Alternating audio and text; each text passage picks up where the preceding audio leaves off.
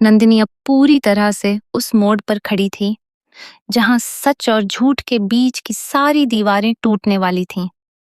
उसके चेहरे पर एक अजीब सी गंभीरता थी और आंखों में वह बोझ साफ झलक रहा था जिसे वह लंबे समय से अपने अंदर दबाए हुए थी। रियो लगातार सवाल कर रहा था और उसकी बेचैनी हर गुजरते पल के साथ बढ़ती जा रही थी।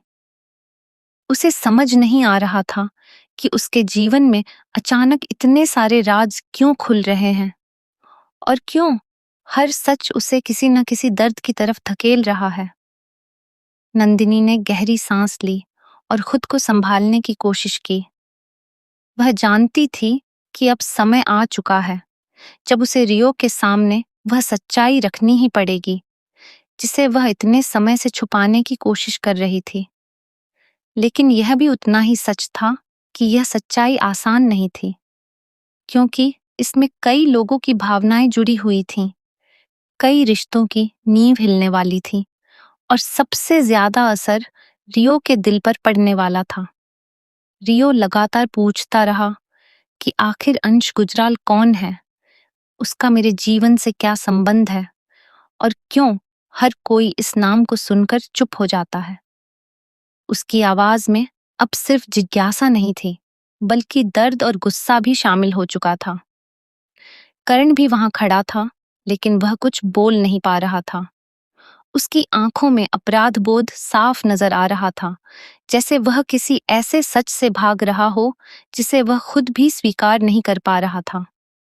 नंदिनी ने धीरे से रियो के पास आकर कहा कि जो सच वह सुनने जा रहा है वह उसके लिए आसान नहीं होगा, लेकिन अब इससे पीछे हटना किसी के लिए भी संभव नहीं है। रियो ने उसकी तरफ देखा और कहा कि वह हर सच सुनने के लिए तैयार है, चाहे वह कितना भी बड़ा या दर्दनाक क्यों ना हो। उसकी इस बात ने माहौल को और भी भारी बना दिया। नंदिनी ने आखिरकार वह शब्द कह दिए जिसने पूरे माहौल को हिलाकर रख दिया। उसने बताया कि अंश गुजराल कोई और नहीं बल्कि रियो के असली पिता थे। जैसे ही यह बात सामने आई, रियो जैसे जैसे जड़ हो गया। उसकी आंखें फैल गईं और उसे समझ ही नहीं आया कि वह क्या सुन रहा है। उसके अंदर एक अजीब सी हलचल शुरू हो गई, जैसे उसकी पूरी पहचान ही बदल गई हो। रियो ने तुरंत सवाल किया कि अगर यह सच है, तो फिर उसे इतने सालों तक यह क्यों नहीं बताया गया? क्यों उससे उसके पिता का सच छुपाया गया?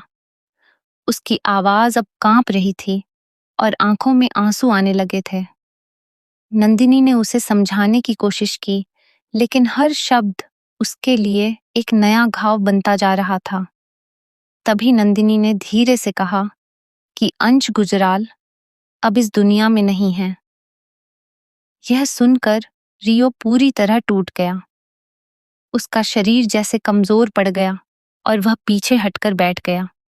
उसके लिए यह स्वीकार करना मुश्किल था कि वह अपने पिता से कभी मिल ही नहीं सकता। लेकिन यह तो सिर्फ आधा सच था, और आधा सच हमेशा सबसे ज्यादा दर्द देता है। नंदिनी ने आगे कहा कि अंश गुजराल का अतीत बहुत ही जटिल था और उनके फैसलों ने कई लोगों की जिंदगी को प्रभावित किया था। लेकिन इसका मतलब यह नहीं था कि रियो को इसके लिए दोषी माना जाए। लेकिन रियो इस समय किसी भी बात को समझने की स्थिति में नहीं था। उसके अंदर गुस्सा, दर्द और भ्रम सब कुछ एक साथ उभर रहा था। वह बार बार यही पूछता रहा कि अगर उसके पिता गलत थे तो फिर उन्होंने ऐसा क्यों किया? क्यों किसी की जिंदगी बर्बाद करने की नौबत आई? क्यों उसे इतने बड़े सच से दूर रखा गया? उसके सवालों का कोई सीधा जवाब किसी के पास नहीं था, क्योंकि सच बहुत पेचीदा था और हर किसी के अपने अपने नजरिए थे। कर्ण अब भी चुप खड़ा था, लेकिन उसकी आंखों में साफ दिख रहा था कि वह भी इस पूरे सच से टूट चुका है। वह जानता था कि रियो के सामने जो दुनिया उसने बनाई थी, वह अब बिखर चुकी है और अब उसे इस नई सच्चाई के साथ जीना होगा, चाहे वह कितना भी कठिन क्यों न हो। इधर तुलसी भी इस पूरे घटनाक्रम को दूर से देख रही थी। उसके मन में एक ही बात थी कि किसी भी तरह परिवार टूटे नहीं। लेकिन उसे यह भी समझ आ रहा था कि सच को ज्यादा देर तक छुपाया नहीं जा सकता। हर छुपा हुआ सच एक दिन सामने आता ही है। और आज वही दिन था। जैसे जैसे बातचीत आगे बढ़ी, नंदिनी ने रियो को यह भी बताया कि उनके पिता ने कुछ ऐसे फैसले लिए थे जिनका असर कई जिंदगियों पर पड़ा था। लेकिन साथ ही यह भी सच था कि उन्होंने कुछ जिम्मेदारियां भी निभाई थीं। यह सुनकर रियो और ज्यादा उलझ गया। उसके लिए यह समझना मुश्किल हो गया कि उसका पिता आखिर कैसा इंसान था। क्या वह एक गलत इंसान था या फिर परिस्थितियों ने उसे गलत बना दिया था? यह सवाल अब उसके मन में लगातार घूम रहा था। वह किसी एक जवाब पर नहीं पहुंच पा रहा था। उसका दिमाग लगातार इस नए सच को स्वीकार करने की कोशिश कर रहा था, लेकिन उसका दिल उसे रोक रहा था। तभी नंदिनी ने कहा कि वह उसे यह सब इसलिए बता रही है क्योंकि वह नहीं चाहती कि रियो अधूरी सच्चाई के साथ जिए। लेकिन रियो के लिए यह सब सुनना आसान नहीं था। उसके अंदर एक तूफान चल रहा था जिसे वह खुद भी समझ नहीं पा रहा था। उसी समय नियति वहां पहुंचती है और वह पूरे माहौल को देखकर अंदर ही अंदर मुस्कुराती है, क्योंकि यही तो उसका प्लान था। उसने ही ये सब ऐसे मोड़ पर लाकर खड़ा किया था ताकि रियो टूट जाए और वह अपनी चाल को आगे बढ़ा सके। उसके चेहरे पर एक चालाकी भरी संतुष्टि थी। वह मन ही मन सोचती है कि अब रियो पूरी तरह से कमजोर हो चुका है और यही सही समय है उसके खिलाफ अपने अगले कदम उठाने का। उसका उद्देश्य साफ है, बदला लेना और हर उस व्यक्ति को तकलीफ देना जो उसके अतीत से जुड़ा हुआ है।